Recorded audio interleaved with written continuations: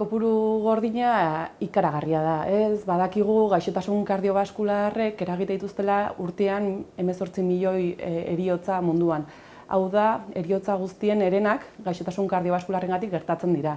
Eta gehien preokupatze gaituena da, ez, askotan gaixotasun kardiobaskular hauen kausa direla arrisku faktoreak. Eta arrisku faktore hauek izan daitezke azpidiagnostikatuak eta isiliak. Adibidez, ezagutzen da, hipertentsioen erdiek ez dakitela hipertentso direla. Eta honek esan nahi du, badagoela biztanlerian kopuru handi bat ez dakiela arriskuan dagoela gaixotasun kardiobaskularrak edukitzeko. Baina kontrapartea ere motibagarria da, ez? Ebidentzia zientifikoak argi esaten du heriotza hauen 80% prebenigarria dela. Eta ez gara hitz egiten ari etorkizun urrun batetaz edo teknologia oso konkretuaz. Hitz egiten ari gara arrisku faktore hauek modifikatzeaz.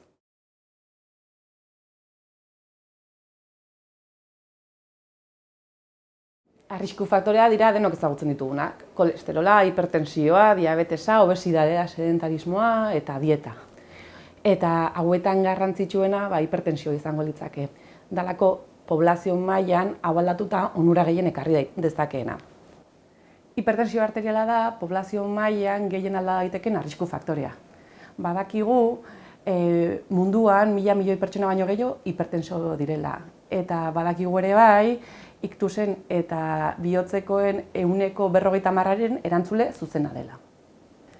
Hipertentsio arterialak mekanismo kaltegarria du. Presioa gure arterietan igo egiten da eta barne geruza kaltetu egiten da. Barne geruza honen izena endotelioa da. Hau kaltetzean, kolesterola pilatu egiten da eta aterosklerosiari hasiera ematen zaio.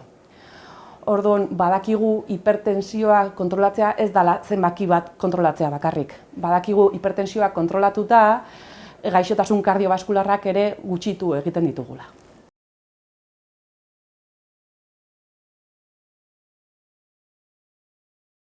Bizimodua oinarria da. Dena eraikitzen hasteko oinarria.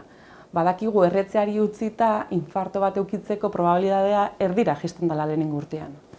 Bestetik, ariketa fisikoa gomendatzen da ere bai, 150 minutu astean, eta azkenik dieta mediterraneoak ere funtzionatu dezake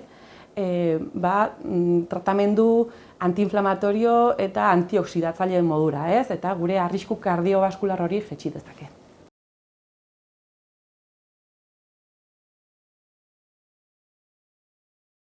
Aterosklerosia hamarkadetan zehar gaixotasun isila izan daiteke. Diabetesa, kolesterola, hipertentsioa duten pazientek ez dute ezer nabaritzen, ez daukate minik eta bizitza normala egiten dute. Baina bitartean behaien arteriak gogortu eta estutzen ari dira. Zoritxarrez askotan aterosklerosiaren lehenengo sintoma ebentu katastrofiko bat izan daiteke, iktus bat edo infarto bat. Horregatik da oso garrantzitsua prebentzio primarioa, ez?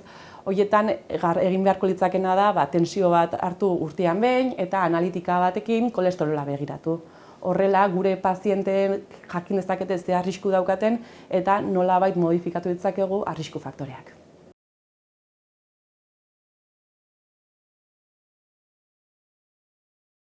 Azkenean, infartoak ez dira kasualidade bat, baizik eta identifikatzeko eta aldatzeko izan ditugun arrisku faktoreen kate baten amaiera dira. Eta erantzukizuna partekatua da. Alde batetik gurea mediku gisa pazienteei komunikatzeko eta identifikatzeko eta tratatzeko, eta bestetik gizartearena, garaiz kontsultatzeko.